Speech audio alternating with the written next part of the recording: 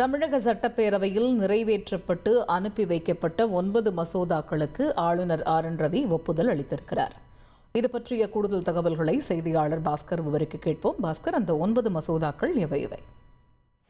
கடந்த மாதம் தமிழக சட்டப்பேரவையில 16 மசோதாக்கள் நிறைவேற்றப்பட்டது. அந்த மசோதாக்கள் ஆளுநருடைய ஒப்புதலுக்கு அனுப்பி வைக்கப்பட்டது. குறிப்பாக அந்த மசோதாக்கள்ல அறநிலையத்துறையினுடைய நிலத்துல கல்வி நிறுவனங்கள் கட்டலாம் அப்படிங்கிற மசோதா, சித்த பல்கலைக்கழகம் பெறுவதற்குண்டான மசோதா, அது மட்டும் இல்லாமல் நிதி சார்ந்த ஒரு பல்வேறு மசோதாக்கள் இதெல்லாம் உள்ளடக்கியதாக இருந்தது. தனியார் பல்கலைக்கழகத்துக்கான அந்த அனுமதி என்பதும், அதாவது தனியார் பல்கலைக்கழகங்கள் அமைக்க நிலம் குறைந்த நிலம் இருந்தாவே போதும் அப்படிங்கிற மசோதாவும் அனுப்பி வைக்கப்பட்டது. ஆனா அந்த மசோதா மட்டும் தமிழக அரசின் சார்பில் திரும்ப பெறுவதாக ஏற்கனவே உயர்கல்வித்துறை அமைச்சர் தெரிவித்திருக்கிறார்.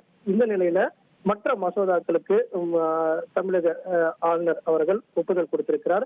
அதில் 18 மாதங்கள் நிலுவையில் வைத்திருந்த நிதி மசோதா கவர்னருக்கு அனுப்பி வைக்கப்பட்டது. அவர் திருப்பி அனுப்பியிருந்தார்.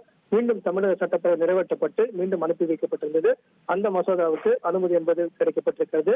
அதைத் தொடர்ந்து முன்னாள் எம்எல்ஏக்களுக்கான ஓய்வூதியம் உயர்வு, சிறு குற்றங்களுக்கான சிறை தண்டனைக்கு பதிலாக அபராதம் விதிப்பது, கழிவு நீக்க செயல்பாடுகளுக்கான உரிமம் வழங்க ஊராட்சிகளுக்கான அதிகாரம் வழங்குவது உள்ளிட்ட மசோதாக்களுக்கு மட்டுமே அனுமதி என்பது வழங்கப்பட்டிருக்கிறது.